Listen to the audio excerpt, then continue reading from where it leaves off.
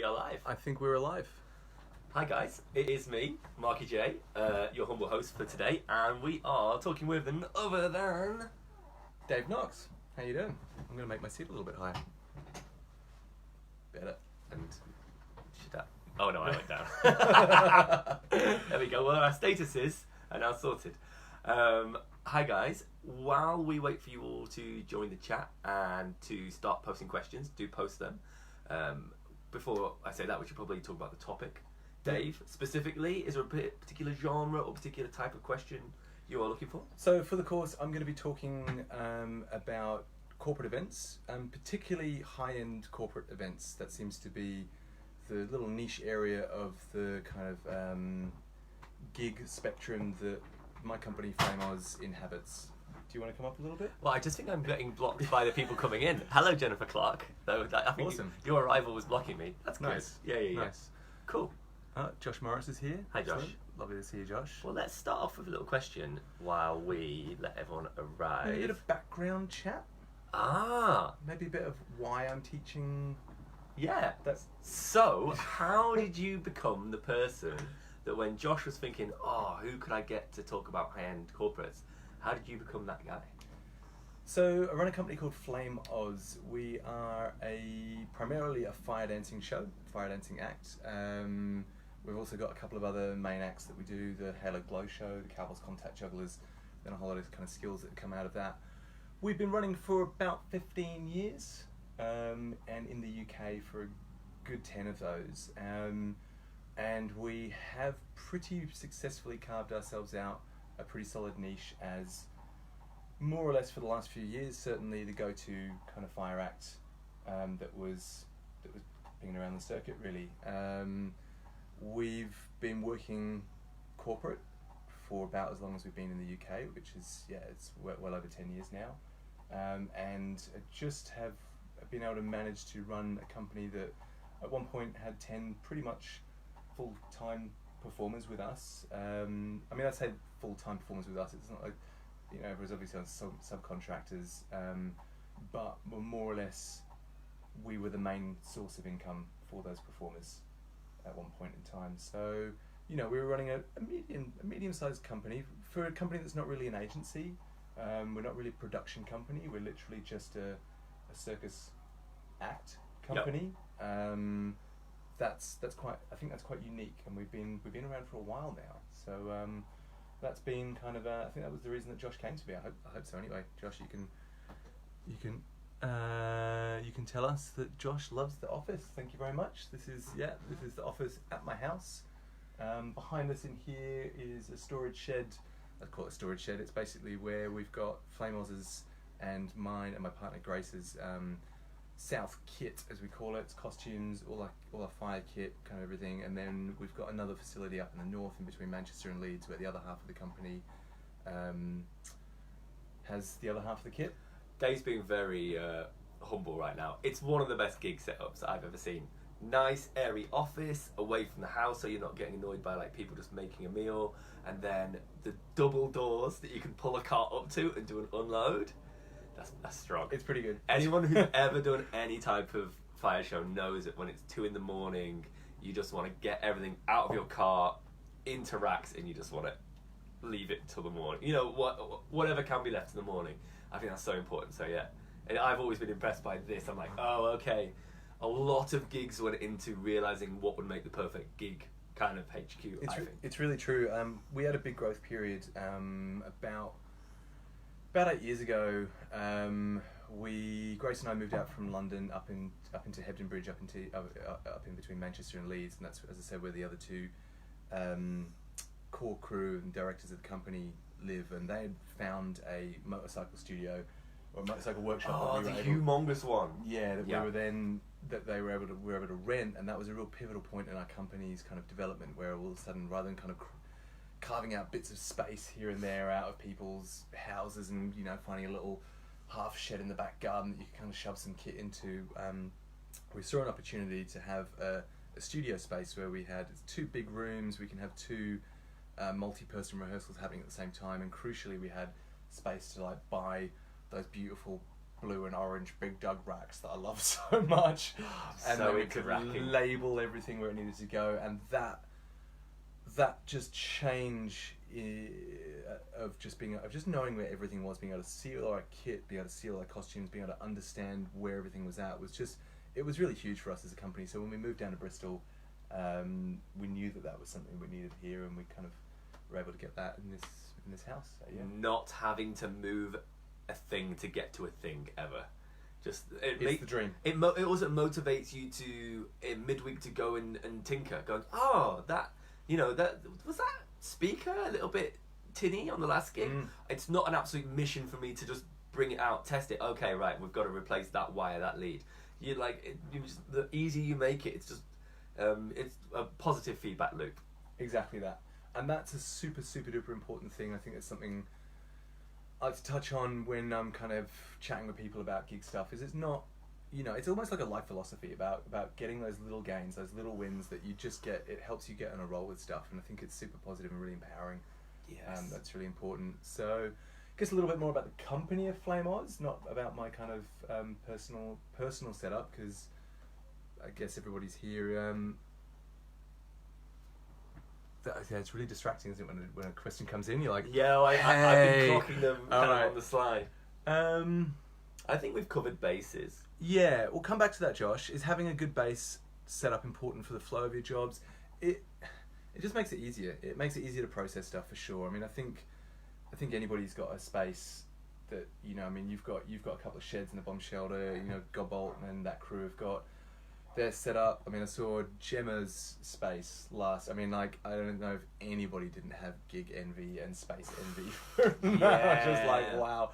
But I think there's a point of size in a company, and when you start accruing material effects, you have to have it. So, and it just makes it easier, and you can process more. But I was going to talk about just a bit more about Flame Oz, just to kind of for people who haven't heard of us, and I understand that there are quite a few people who haven't heard of us, and that's mostly because we don't hit hard on the social media, which is something we might talk a little bit later. It's controversial. I'm gonna come out with some controversy.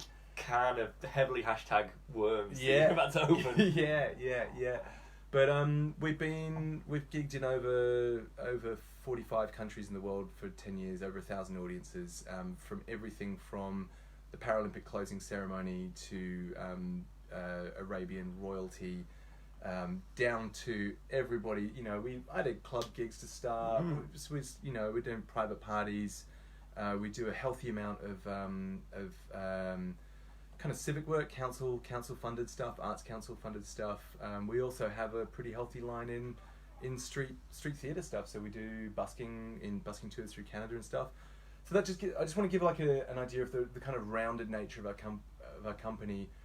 Everything we've done that isn't the corporate has helped us, I believe, nail corporate successfully. So yeah, should we? Well, I've got a question just from that. Great. So, the genealogy of it, what I know of Flame Oz, it started, spinners got together, a spinner sees a spinner and goes, oh, you're actually really into this, and it kind of built and built and built, and then you moved over to the UK and became a corporate act. What did you do to your act, or what did you do to the background stuff, or what did you do to everything basically to go from a corporate act, so a fire show that was getting booked in a corporate setting because you were just about glossy enough, to being a high level corporate act? Is there some definitive things or some definitive meetings that you remember going, this is when we jumped up a level, or when I often do a gig and someone hasn't done this and they really should? Is there some little pearls? Yeah. Okay. So yes, we definitely transitioned to being a corporate act when we moved to the.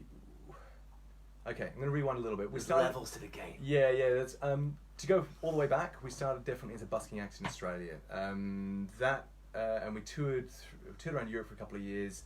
5 of us in a van, doing street theatre festivals and kind of rave parties and stuff all around Europe. It was stuff of dreams. What that really helped us with was getting regular gigs in front of people. Busking for us then was a fantastic training ground.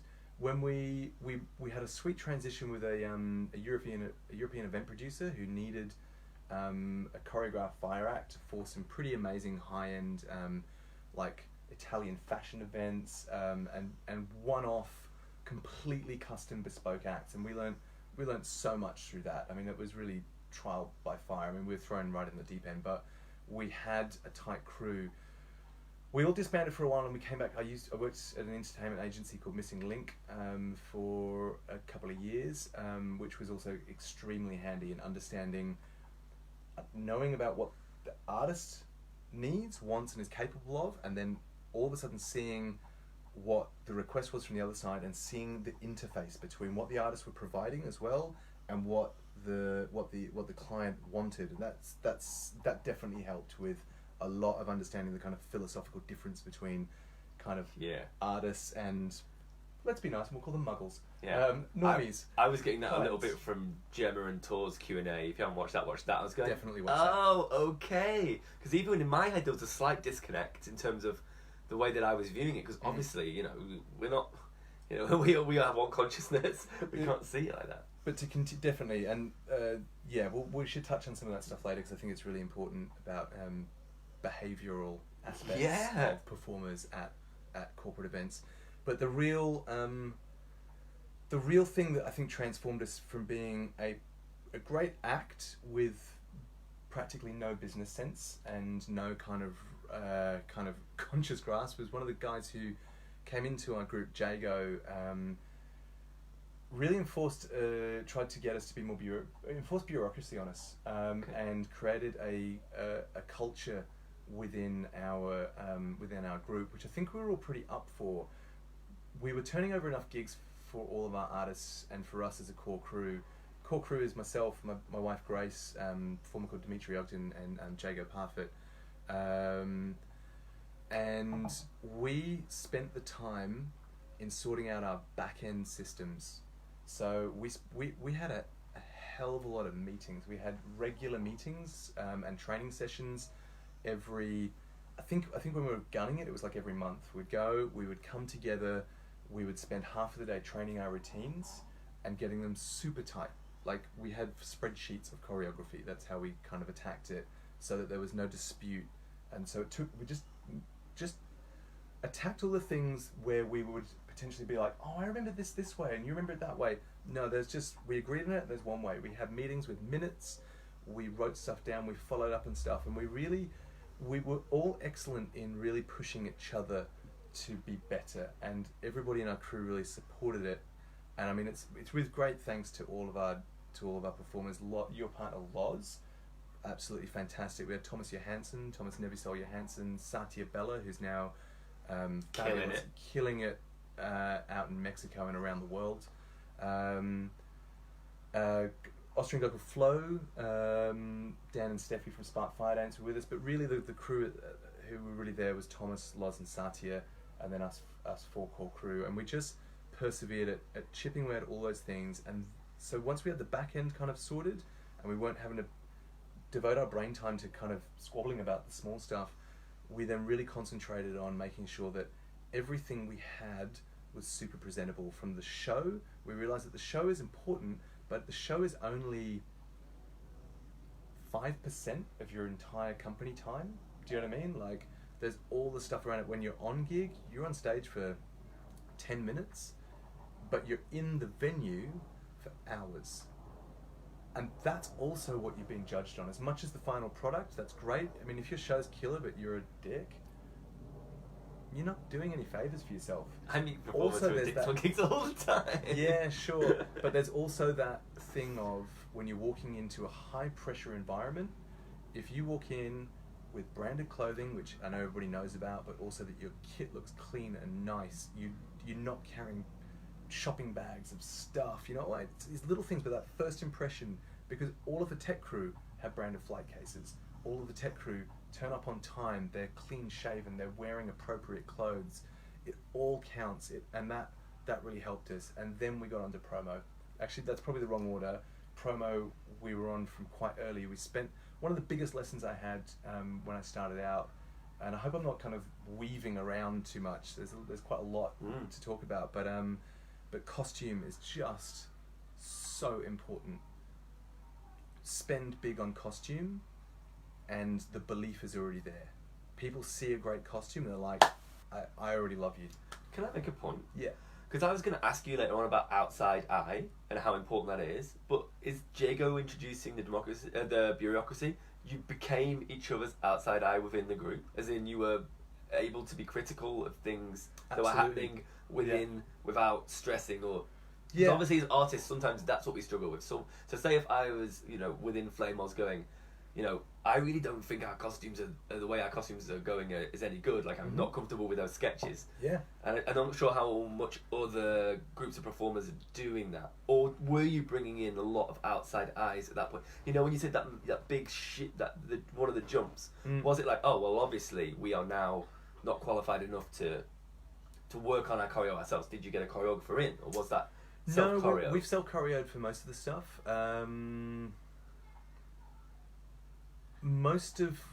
I think what we did was we allowed a forum and a space within our company where stuff could be talked about, and nobody would be attacked. And we also kept things really timely because we were moving people from London up to the north, and our company was paying for that session time, and we're paying people to move around, and people were time constrained. We ran our meetings efficiently, we had a chairman, and we kept things professional. Do you know what I mean? I think that's it. We just attacked it really, we really tried to attack it kind of super professionally. So when we allowed a space where people could bring up this kind of stuff, and it wasn't a problem, but then we also were doing it regularly. So it wasn't like, yeah, cool, we'll get back to that, and you never hear about it again. The first thing you did is read the minutes from the last meeting and check in on the task that we're supposed to have done. So we were checking in on ourselves quite a lot. You can see there's a few questions coming up, so let's have a look. I don't know, there's a question from James. It could be answered quite interestingly without it being specifically about fire shows. Are there any other major mistakes you see other would-be high-end fire shows making? And I've wrote a similar question. Let's see if I can scroll down here. What is a common mistake you see people often make in their promo, their act, or their gig etiquette that you see as being a bar for them becoming a top act? You're going, those guys, they've got the skills, but there's this, or is there any general thing that you could say that you often see done wrong? I'd just like to put out there, if you are going to post questions, let's not constrain it to a particular gig type unless it's really specific to that. I think, James, your question is great, but I think let's just call it corporate performers. Yep. And just to double down as well, I think anything I say, you've got to really remember that I'm talking about a very specific wedge of the market. So what I might say might not apply to nightclub gigs. It might not apply to kids parties. It might not apply to kind of to school council gigs or anything. Yeah. I'm really trying to talk about just this one particular part. I think one of the things that we did we reflected this in our promo, is we never said we. It's not our show. Oh. It's the show. It's a product. Oh. We created a product that we perform. I didn't want us to become attached to our art, because I think if you do that, you become blind to the weaknesses of it, because it's so important to you. If you just look at it as anything you do as a product, and now that starts becoming a little bit mercenary in some ways, and you start making art. You stop making art for art's sake, and you might start making art or seeing it as a tool to make money. But that's what this topic is about. We're here in the forum of making performing your business. So I don't think you necessarily want to fully forsake being artistically creative, but I think there's a point where you need to detach yourself and look at yourself as a product. Are you being a good product? Are you being a valuable product? And are you being something that people want to buy? You can detach yourself from the art. Like a painter can be like, this is a beautiful painting separate from themselves. And I like that idea, because I think even people struggle it with their websites. I am this performer. As in, it's that separation of the thing that you will be doing on stage. Exactly. And when I help people with their promo, that's definitely something that is one of the first things, is like, take out I, we, you know, my website's covered in that. Yeah, but I think Obviously, but you're selling yourself Yeah. to people who are buying a very personal. I think again, it's a different thing. True. But then it also helps when you're doing your tech sheets and you know all the kind of all the material that goes with it. And because a lot of the stuff that you're providing verbally is actually just giving straight to an agent, you never want to say we, because then that doesn't make sense for the agent's website. So that maybe that's something we can touch on later, is promo stuff as well. Yeah. I mean, that's definitely something I've got a very keen sense on. I think we've done very successfully, and I will definitely be talking in more detail in the course in October. Obviously, there's other people who are doing this. I think it sounds like Gemma's doing how to make good promo, but I'd really like to talk about how to distribute good promo, because I think it's key. I think a lot of people are very afraid of distributing promo and don't quite get how. But have we missed any questions? Well, no, I'd like to say a few hellos as well. Nice. Hi to John Udry, hi to Lucas. Sorry if I've missed anyone. I've kind of, as you've been speaking, hi Marie, hi Steph, hi Mike. I've kind of come up with a question which I think could let you kind of riff quite nicely with a bit of structure. Nice. Let's imagine I'm not a 34-year-old comedy jugger. Let's imagine I am fresh out of circus school. I am the most bomb imaginative straps act you've ever seen. Like, Yeah. I'm killer. Yeah. But I've literally just been at circus school making my acts. I don't have any, I've literally my name at gmail.com. Yeah. And I want to, as quickly as is physically possible, get to be working at high-end corporates. What would you do, or what would you advise if it was, say, you know, a partner or your closest personal friend to go from A to B? Skills, tick. Physical appearance, tick. Everything, all that type of stuff. Act, tick? Is the act set yet? The act is incredibly impressive, but can totally be done to whatever music or whatever theming. It's unthemed. It's very contemporary at the moment. All right. It's white costume, so it's a blank slate with the, you know. Okay. Yeah. Cool. A lot of corporate events. By the way, we've got questions coming out. Okay, well, that'll now. be the next It's thing. much easier for you. Yeah. So a couple of things. I think always remember that a lot of corporate events have set themes, and I mean, I think Gemma and Tor hit on some of these themes they were talking about. Well, I think they were talking about what was the future of circus. Actually, was the question. But there's some really obvious ones. Christmas is huge. I personally turn over more than half of my gigs in Christmas. That's interesting. Like, it's a giant amount of money-wise. Yeah, man. Woo! Like, it's huge. There is a giant market there. Masquerade, really big. There's themes. So let's go. Think of some themes and work your act to that. Your promo is the thing that will sell your show. It really is. Break that down. A strong video. A strong, short, well-edited video with high-quality footage is absolutely essential. A mix of studio and live, if you can do it, but studio at the minimum, absolutely fine. If you're not a great editor, get someone to do it for you. Outsource. But yeah, good photos, and you only need 3 to 4 really high-end images. Look on websites. Look at your competition. This is one thing we did as well. Is we had a good look at our competition and saw strengths and weaknesses in their stuff and got ideas. Like, it's a market. Go out there and have a look for sure. So what we said, video and photos, and then there's the hidden stuff that you'll only start understanding that you need to have once you start getting gigs. All your tech stuff, your risk assessments, your tech sheets, your method statements, they're super important. Method statements. I'm going to stop you there. Just quickly, a couple of sentences. What is a method statement? Method statement is how you do stuff. How you do stuff. So, for us, a tech sheet is what you need to do your thing. A risk assessment is you understanding the risks involved inherently in your activity, what measures you've put in place to reduce that risk, and then what is the risk after you put those measures in place. That's a good one. A method statement is a kind of bit of a weird one, but it's kind of like how you go about doing stuff. It's less important, it's less requested, but it's great to have that in the pack. If you don't have if you don't have good word skills or editing skills, or like words are not your thing, that's fine. Find somebody who does. Copywriters will be able to help you with that. Yep. Again, outsourcing stuff, or at least bouncing it off somebody. It's something I'm really happy. I actually really geek out on this stuff, and I'm really happy to help people with. Tech risk assessment. We got to a point where our risk assessment was good, but we ended up paying somebody who worked in a similar but higher company, Really? a guy called Andy Stratford from Walk the Plank. They do massive site-specific outdoor stuff, lots of fire and stuff like that. So that was we paid him because it was just like that's his job. Yep. Why not? Levels If that's to a the job, game. just do it. Lay your cake.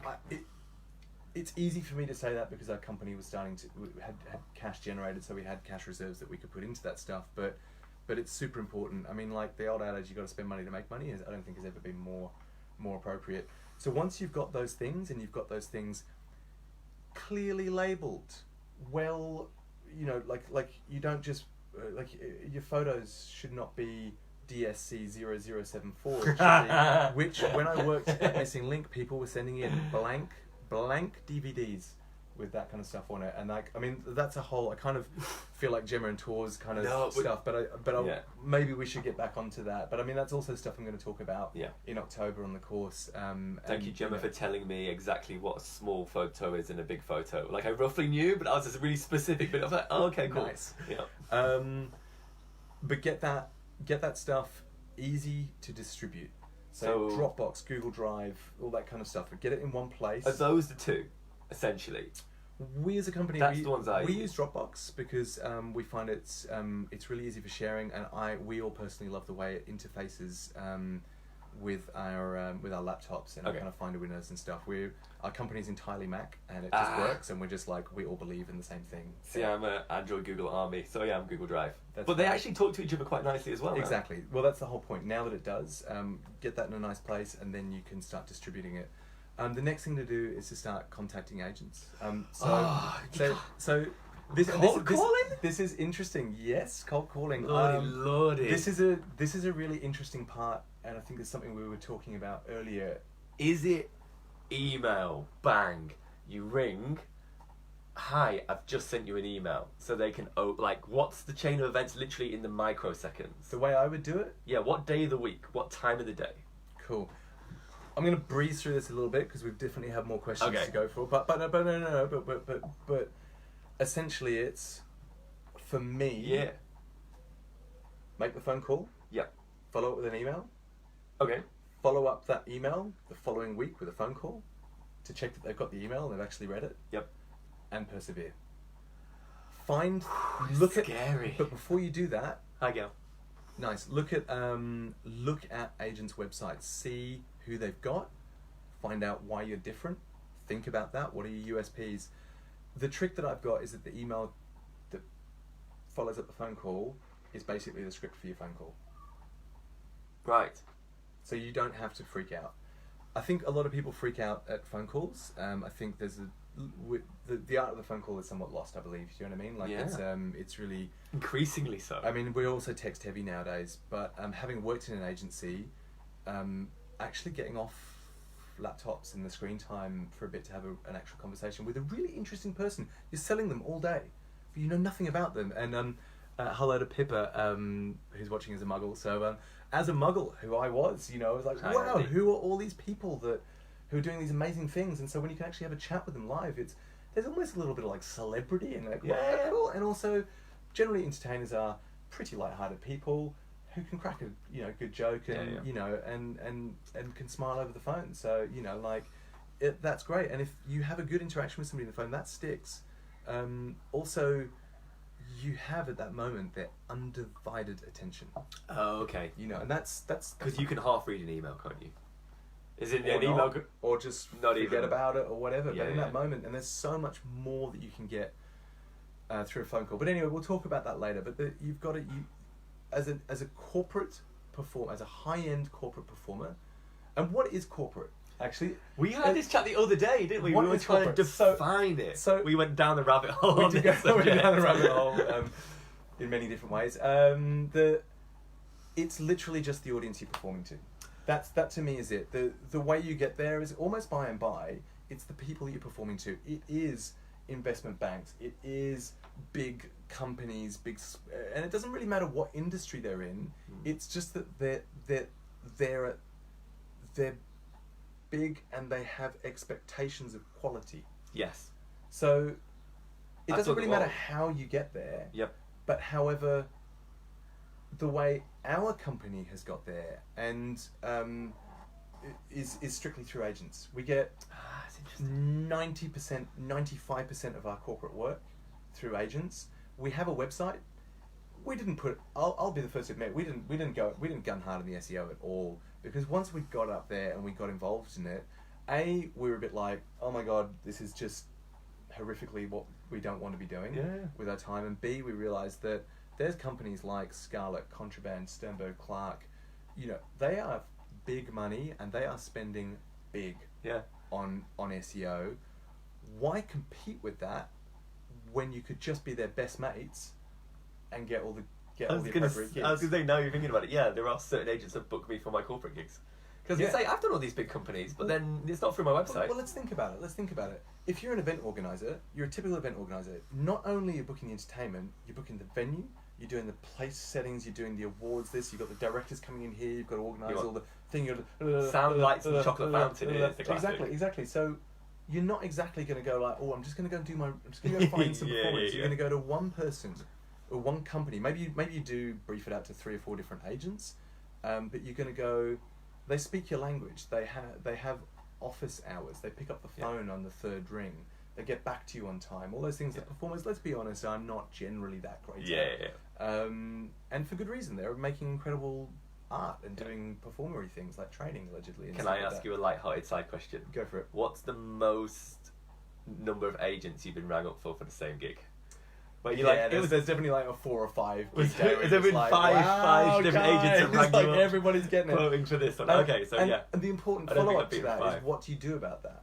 Yes. Because a lot of people get hung up like, I don't should know our thing is to be super duper honest. Yeah. And we just go, hey, we've already had this inquiry from X. I don't mind naming the agent. I don't mind. They all know each other anyway. They all know that they're there. So we'll give you the same quote. If there is some, and then you just let the agents just kind of fight it out themselves. Do their thing.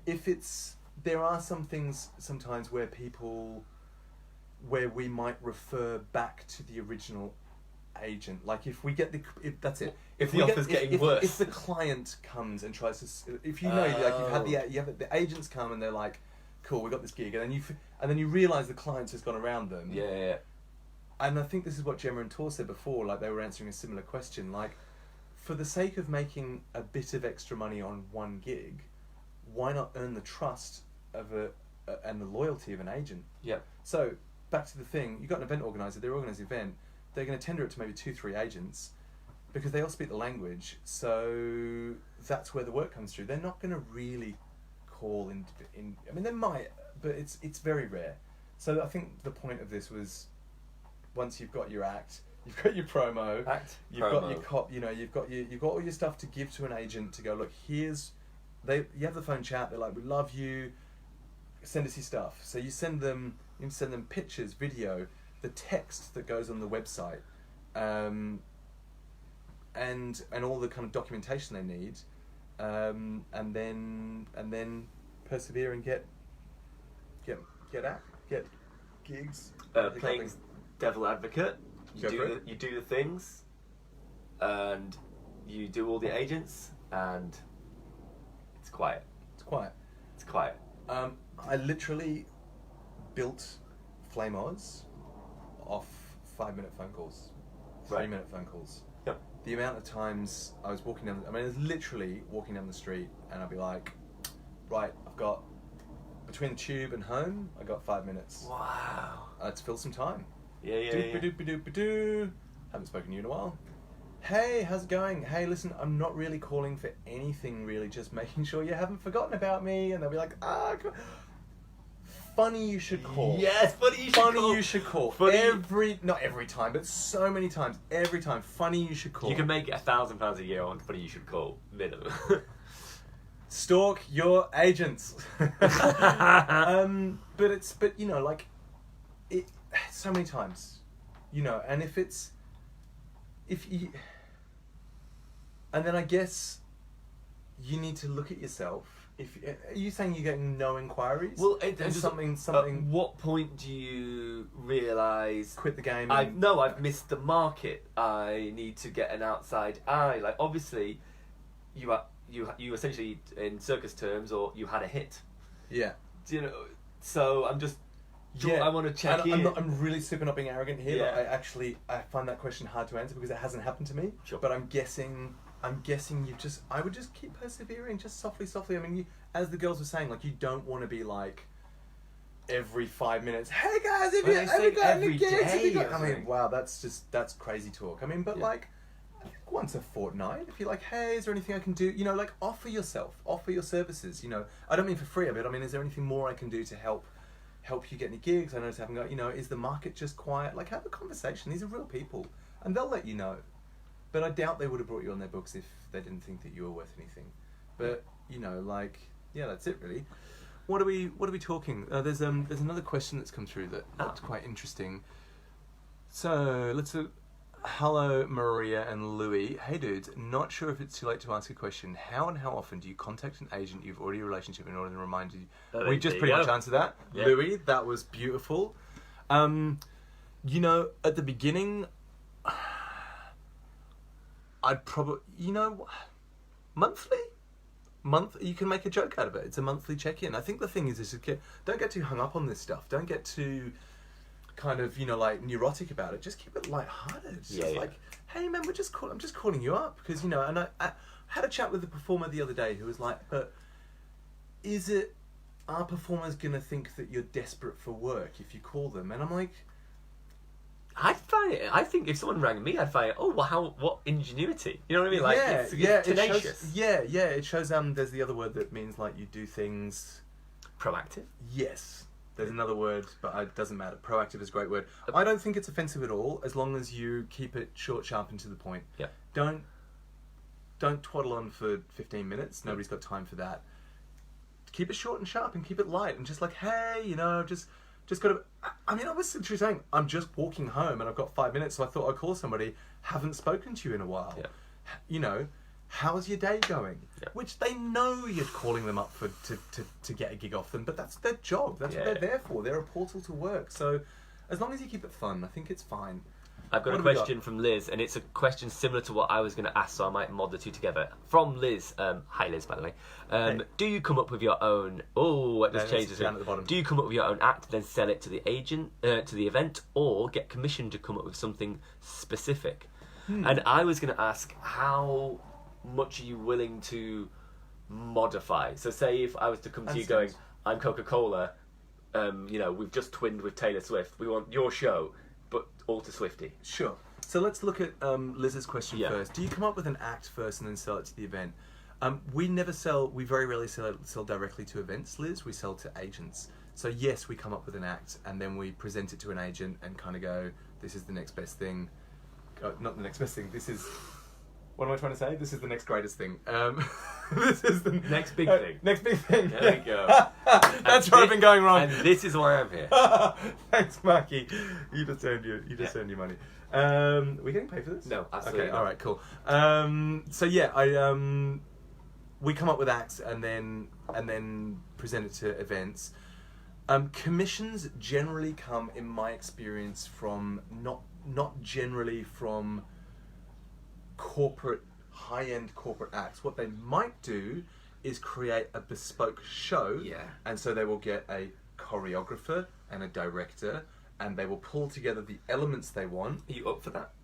Yes, absolutely. And I think this comes onto what you said, and then maybe you inject your act into that, or maybe you change your act to different music, or you make some new choreography or something. But that's about as far as in high-end corporate you will be commissioned, in my experience. Now, I don't think that's like the end of the conversation on that. Where you do get commission acts more, I find, is in outdoor art events, so kind of council-run events where there's more kind of like arts council money that's specifically there. But again, that's not really my topic, although it is a part of the industry pie that we do, we're here to talk about high-end corporate. Now, you were talking about how much are we prepared to change our act? And how is that costed?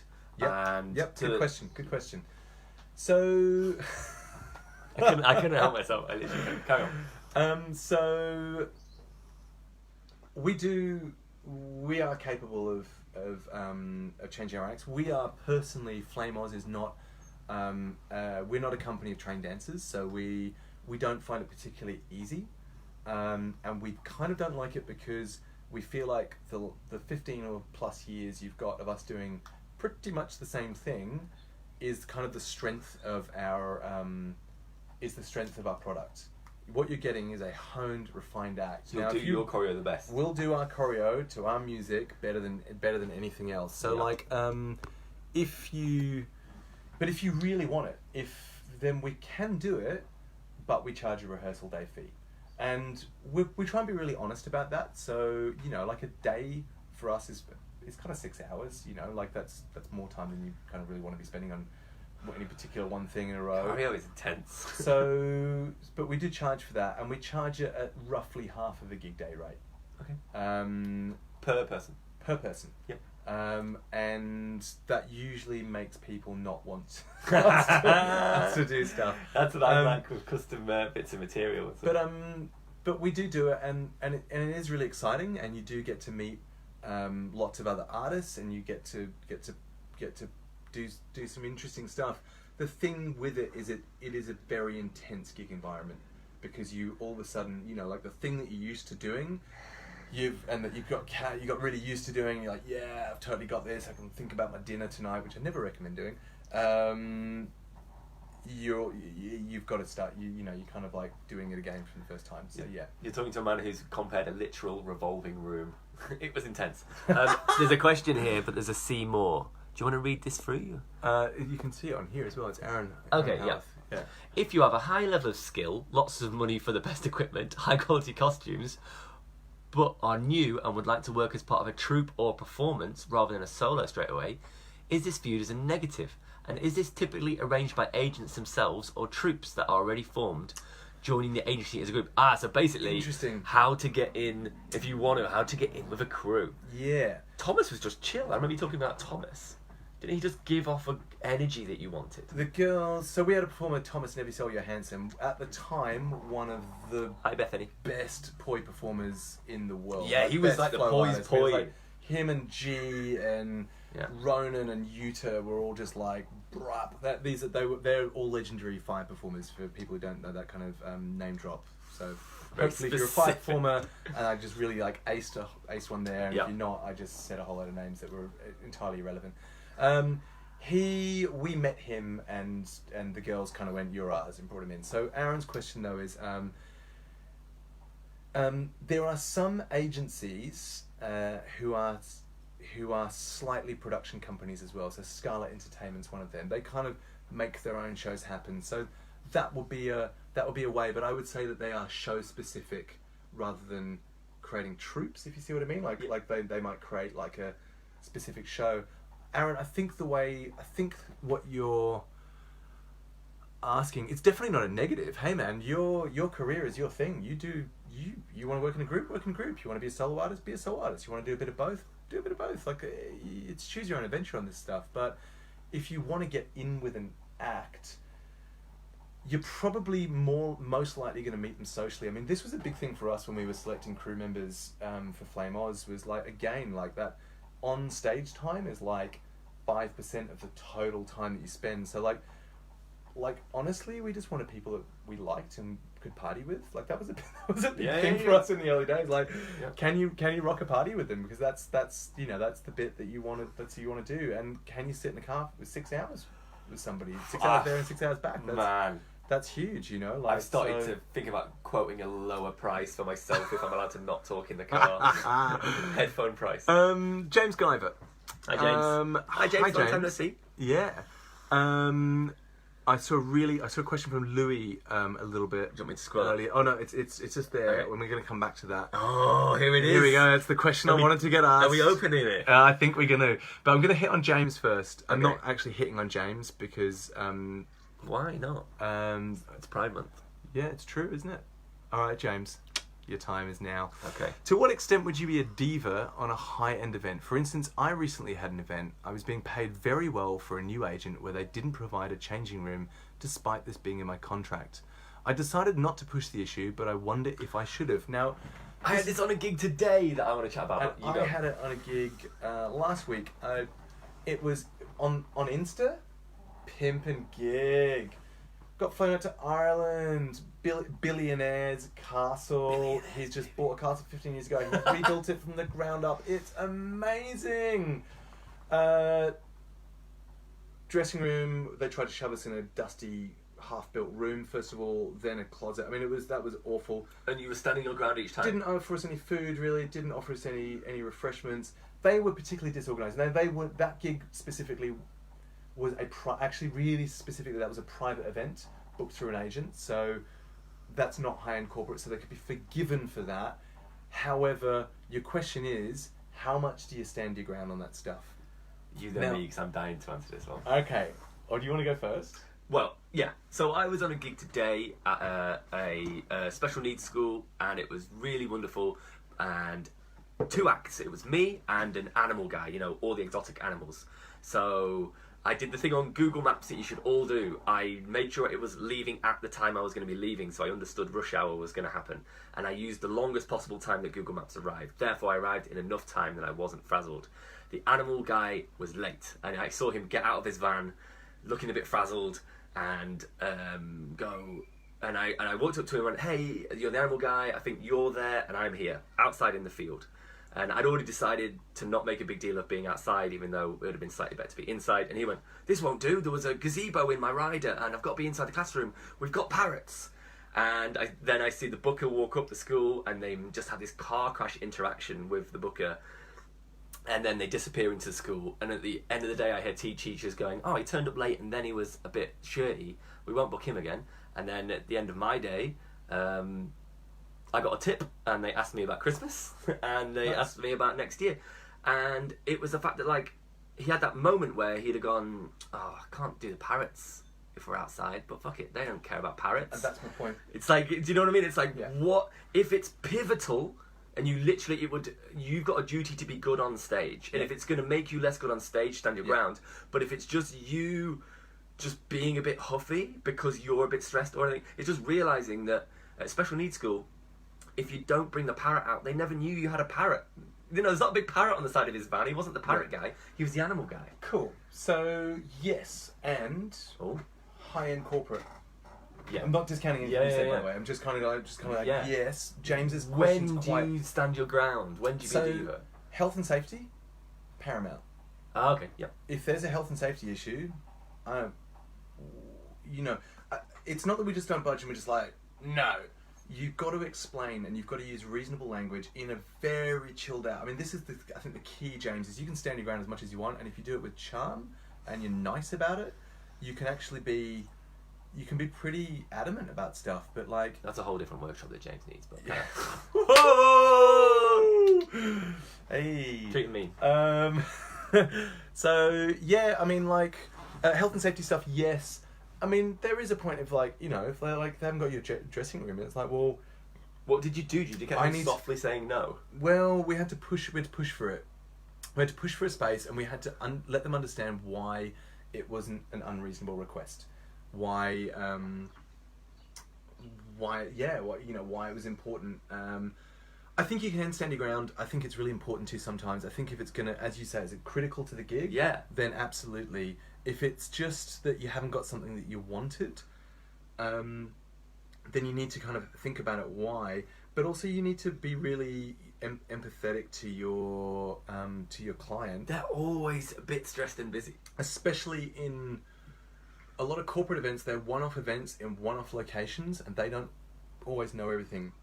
How clear is it? How clear were you that you needed the thing? But I think you just need to kind of spell it out and reach a consensus. If they can see that you're working with them, people are just they love that. Do you know what I mean? If you're like, no, it won't do, I must have this. Yes. And you haven't explained why, then nobody understands your motivations. If you're like, hey, listen, the girls have got to get completely naked to get into this costume, and they need a secure, warm room. Also, the costumes are huge. Also, you know, this and that. Then people understand your motivations, and they're a lot more likely to be kind of on your side with stuff. I think that pretty much wraps it up. To what extent would you be a diva? And I don't think I'd ever really be a diva because I never stamp my feet. There's no need to. A, we've usually spelled it out pretty clearly, and B, I've been a diva, but to like my people within my crew. Do you know what I mean? I try and internalise it. Honestly, we've all been a bit tired and not at our best. And if I ever have been anything sort of what I think could even be slightly unreasonable, and hey, I've raised my voice at sound guys for clearly dropping the ball in a tech rehearsal or something, and you know it's a high stress environment. They're going like, you got to finish it, and the guy does the thing. And I'm like, do the thing.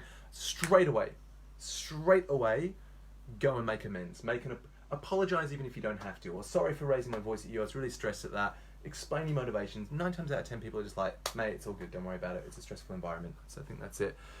So, Aaron Howarth, does Flame Oz have an interest in aerial combination with fire, specifically dual suspension and staff? Is it a terrible idea?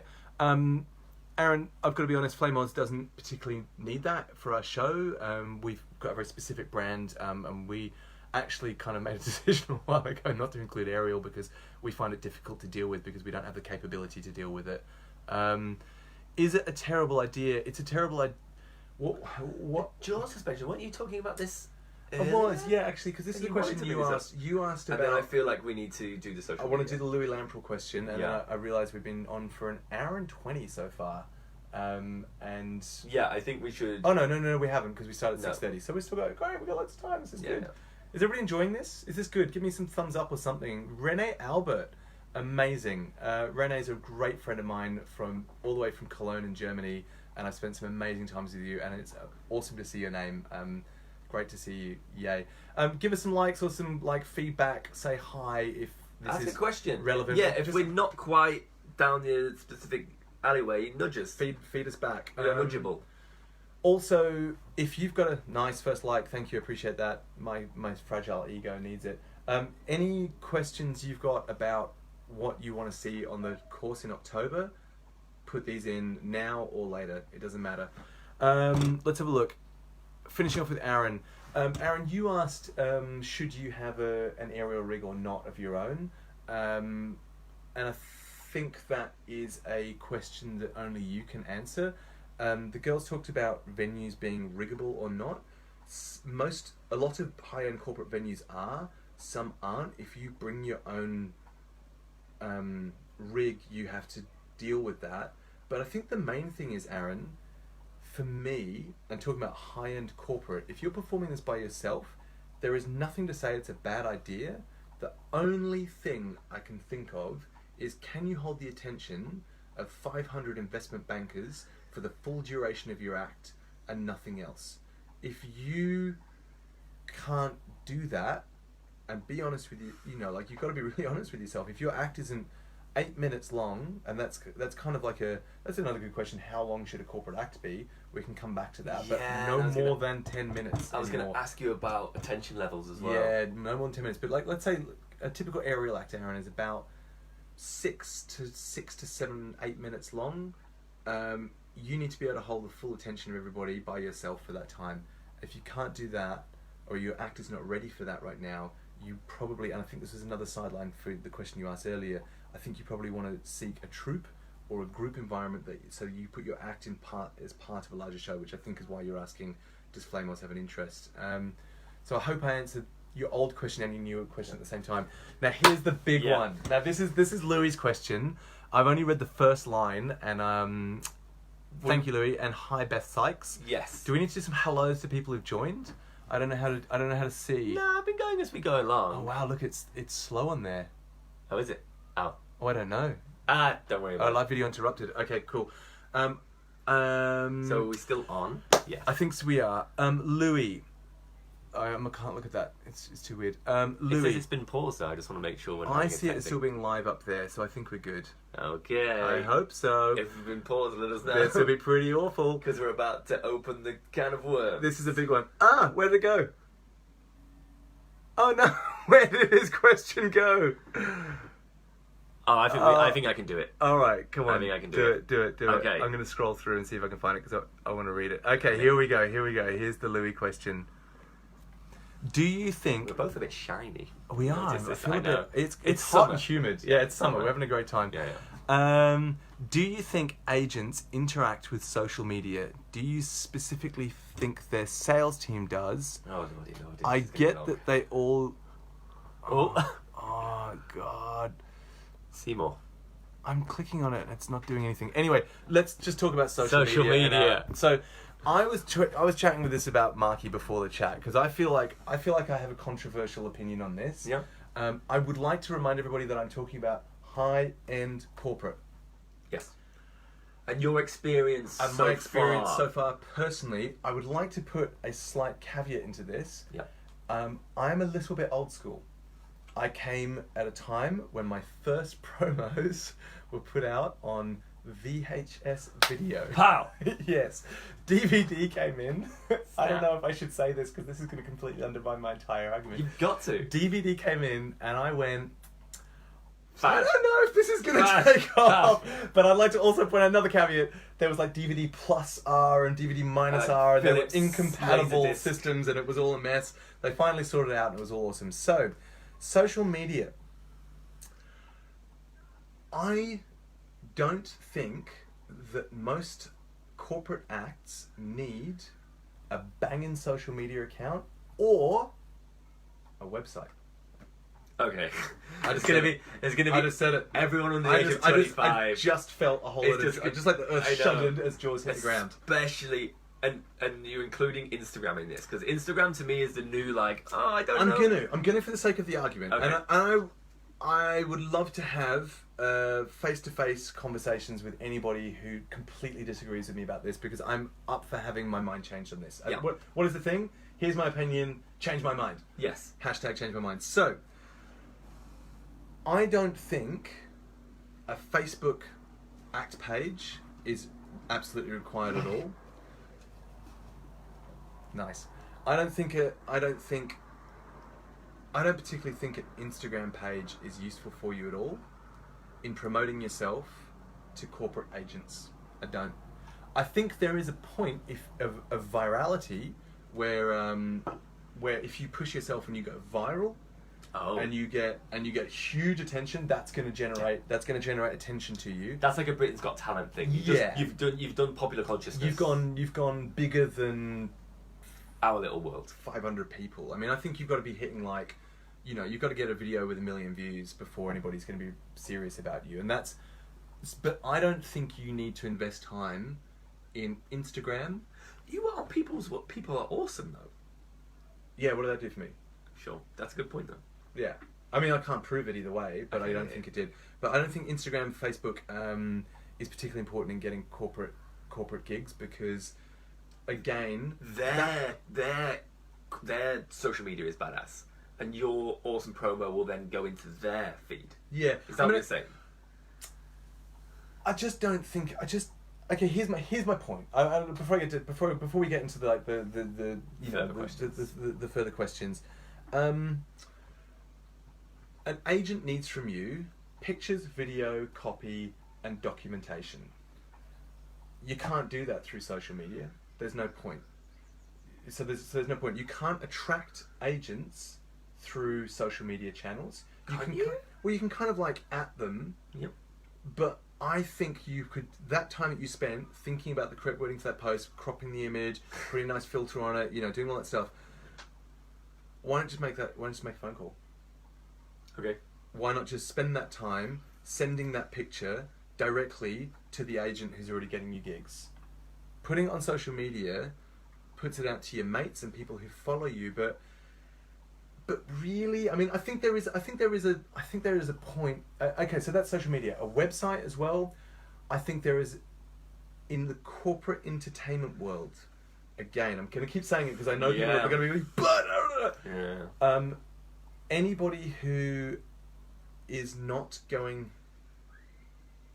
through an agent doesn't really have that much money to spend on a high quality corporate act. Yep.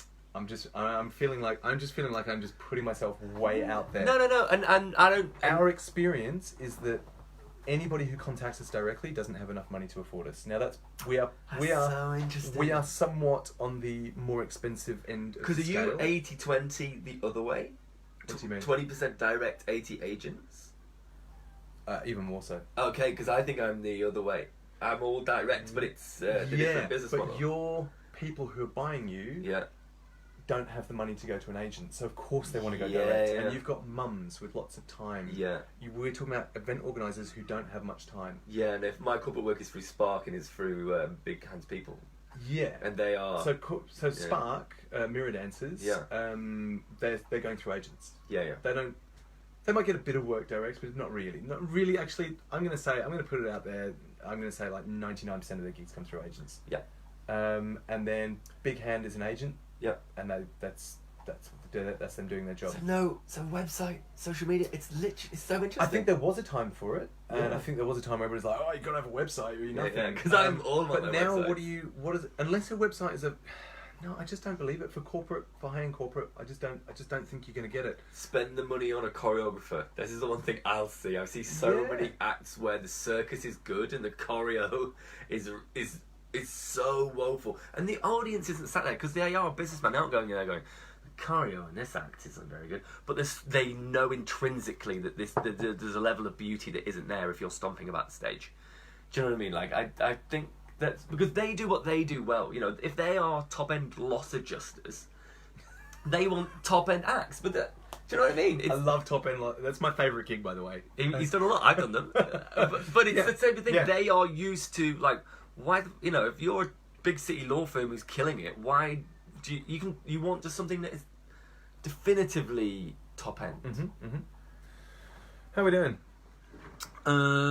We never got the tail end of your question, Louis, so I hope I kind of answered that. But I'm just going to put that out there. Yeah, I think spend the time on working your promo, and contacting agents and getting gigs. My experience is that social media has not netted me any gigs that I can particularly remember. Facebook groups of like circus jobs, performers, podium dancers, fire group things. Like that is not high-end. That's not high-end corporate generally. Yeah. And I landed a massive flame. I've landed 2 gigs through Facebook. Okay. One of them was pretty good, and I can't remember the other one. Maybe I made that up. Maybe it was only 1 gig. I generally find that a complete waste of time. Right. Like I generally find that again, why any gig that it's not high-end corporate. So I think that's just the end of it. Wow, I just got grumpy. I know. I just get a little bit like... Well, no, because, it's always slightly nerve-wracking to put a kind of flag in the sand. Yeah. Louis, I hope that answered your question, mate. And if it didn't, give me a call afterwards and we can have a chat and, yeah. Let's do it. Can I do a little roundup question? Or is there something you want to do? Yeah, no. And, this is an hour. I feel like I've got another 15 minutes, maybe 20 minutes at the most to kind of... So if you've got any questions, please chuck them through now. That would be great. This is a chat. We're having a chat right now.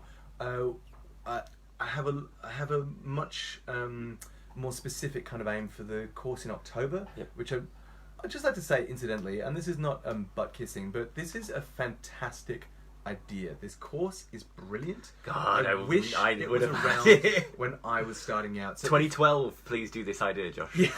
That'd be great for me. Yeah, but I'm going to be going in a lot more detail about kind of zero to hero. Do you know what I mean? Like from starting out to getting it, the pathway that I believe is going to be a way to net you a lot of gigs. Yeah. It's going to be dealing a lot with interacting with agents and your on-site behaviour, which might be a thing to chat about a little bit now. And I think that's. I mean, there's not, but let's do your roundup question first. I think some of the problems that we don't see is essentially we are in a lucky position. We have rolling capital, so we fix problems just because we are able to constantly invest and the money makes money. But say just on a quick one on that. When we were starting out, we were given a fantastic bit of advice, which is tax yourself. Do not give yourself all of the money from your gig packet. put some away. I saw some chat on this and the making For performing literal business. tax or for reinvestment? Reinvestment tax. Okay. Yeah. Pay yourself a terrible wage at the But beginning. when you're young. Because Yeah. but if you want to start a company or you want to be able to kind of like reinvest in yourself, then put that side of money away. There's nothing worse than that feeling of like, oh man, I get a costume. Oh, I got to get my wallet out and go. Instead of going like, cool, there's the money that I saved. You know, that gig. There's the money that I have earned. There's profit, and I'm going to reinvest that into my company. That. I think for me, that's really powerful kind of motivational tools for the brain. Okay, that's just when we thought we might have gone off. Nice. We just Yeah. got confused. Everyone's telling us that's great. Okay. And Louis' questions come back. Answer question nicely, thanks. Basically, was wondering if the actual sales team even sees the social media. Surely it's just their social media teams that use the media, not the people actually selling the stuff. Sounds like you agree. I do, Louis. Yeah. So, I have a question, and it's back to our theoretical circus school graduate. Yes. He's been given £1,000 by his gran. Awesome. The noughts aren't really important. That could be 10,000. That could be 100,000. You know. Yep. If you've got 1,000 and you're like, I want to put this completely into my act, how would you divvy it up? We're talking costume, we're talking promo, director, choreographer, which I think people overlook all the time. Yep, definitely. Gig vehicle, like all split up an amount of cash for me. Wow. I know. That's a tough one at the very end. Feel like I'd like to come back to that. I'd like to put some thought to it and then write that out as an answer, like post on the thing. Because that would be a great pie chart. Isn't it a great one? Dave Knox spends What I'd like to do £1,000. is I'd like to look at our company accounts and see how we've spent our profit in the previous years and kind of model off that. For us, costume at the beginning was, as I said before, ultra important. If you spend big on your costume, You guys had the best costumes for a while, I remember. I think we did. I think we did, and that really came from we had a friend who was great at making costumes, and we just kind of went, let's spend 2 gigs worth on a costume. We'll make that back in 2 gigs. Yeah. Like that's easy. 2 Yeah. gigs. I think of everything in terms of gig. Yeah, you know, like promo material. Yes, that would be the next thing. If you're saying you're like fresh out. Yeah. Video. And is it separate videographer and photographer? And assuming that is different role. That depends who you find. Just did the piano shoot with Josh Morris, and he had an amazing team of 2 dudes who, one guy was the principal photographer, one guy was the principal videographer, but they also could assist each other, and that was an awesome double team. I mean, like, you know,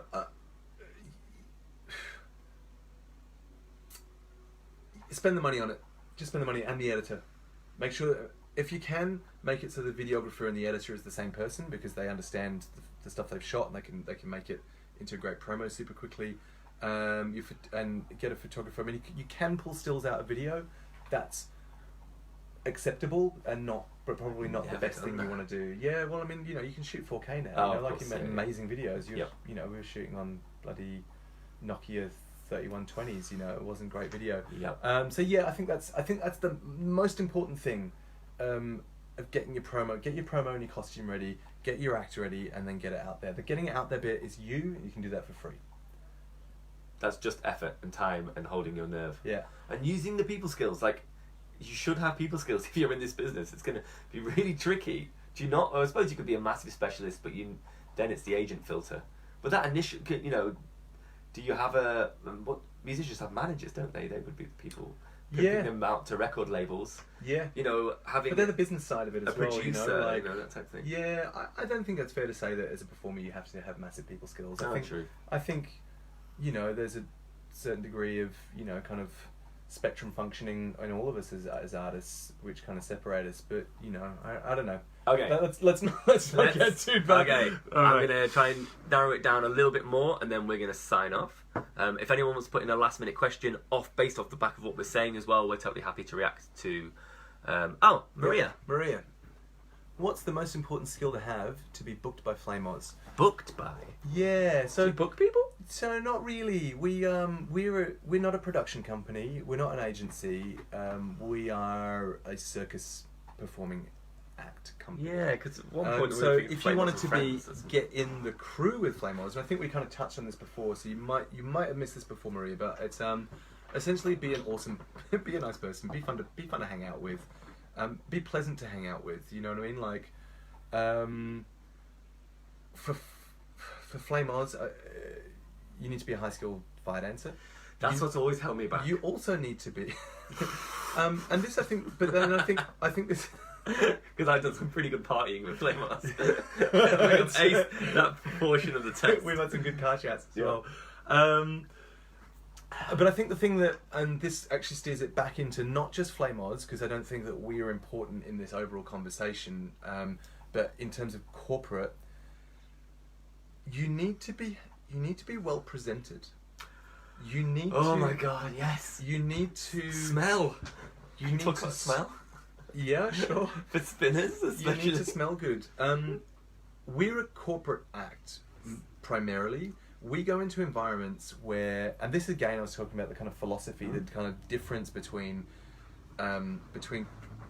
performers and this gig environment. And I think it's why it kind of freaks people out, why people can't really get their head around it. Again, the people who are organising and running this gig spend their lives working in offices. In offices, people have grooming standards. They have I was going to call it costume standards, uniform standards. You know, they've got to turn up looking like this. They've got to talk and interact in a certain way. They've got to be pleasant, amenable, professional. And that, I mean, that word just goes, I mean, that covers so much. They've got to respond promptly. And I think you're about to say, like, able to read information and respond to information.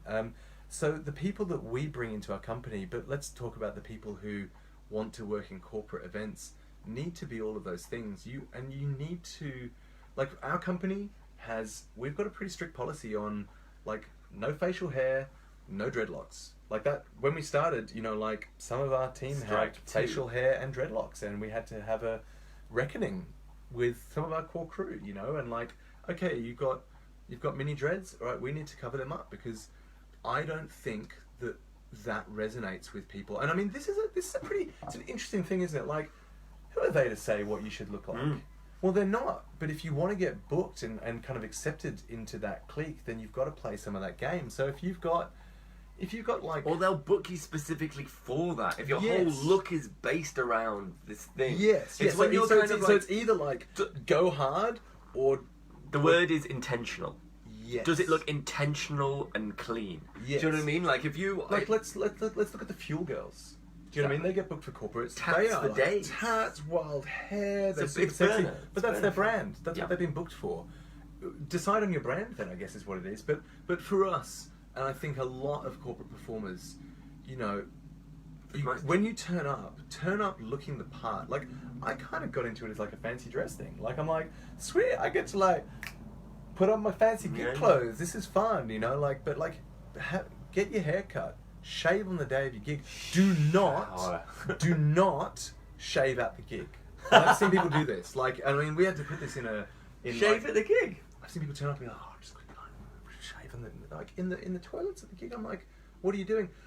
Also for acts, you should never be practicing your act at the gig.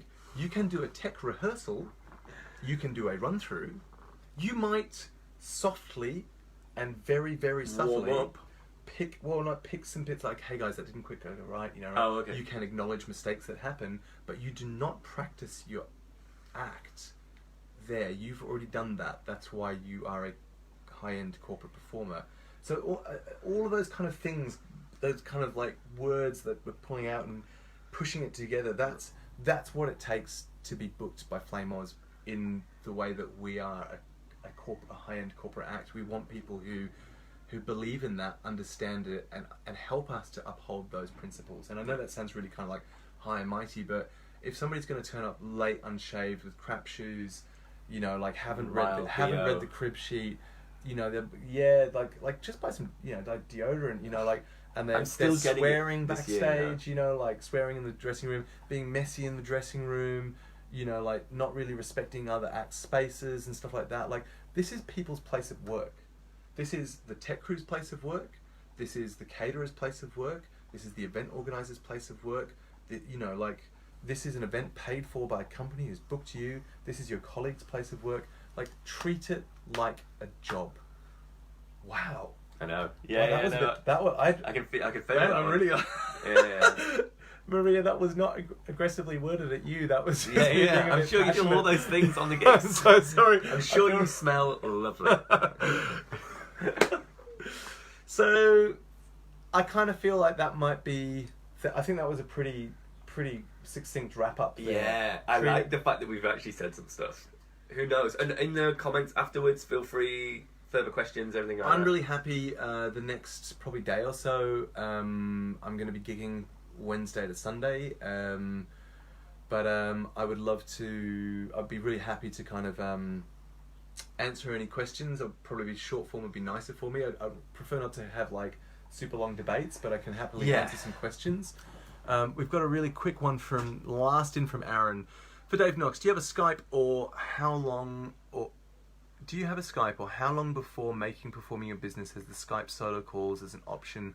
So I'm willing to pay you for your time. Do you have an example of what you consider to be a good full corporate solo fire/LED act in full that you'd be willing to send, that is the length of the time you'd recommend or expect? YouTube isn't being that helpful, and I want to make sure what I'm producing is a similar standard. So The one-on-ones. I am at the moment mentoring 2 acts. What about me, Aaron?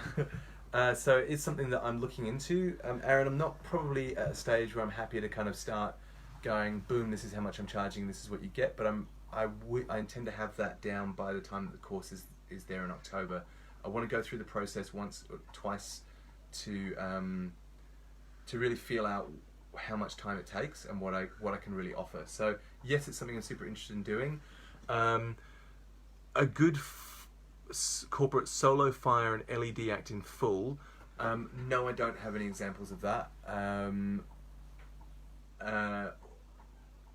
But let me PM you on that one, Aaron. I'm happy to do a PM on that one because I think that'll be easier. Thank you, James, for saying thank you, and sorry that Marky was mean about you, but he didn't really mean it. But yeah. Hey, listen, I think it's time to sign off. It is. I wanted to not step on Dave's toes, but if anyone wants to ask a question about being a solo performer at corporate, I have randomly picked up a lot of knowledge about that as well. Apart from that, I hope you liked it. Thanks to Josh and everyone for watching. If you're watching it in the future, happy future. I hope not all being replaced by robots. Bye! Bye! Okay, how do we turn it off? I have no idea. Okay, this is embarrassing.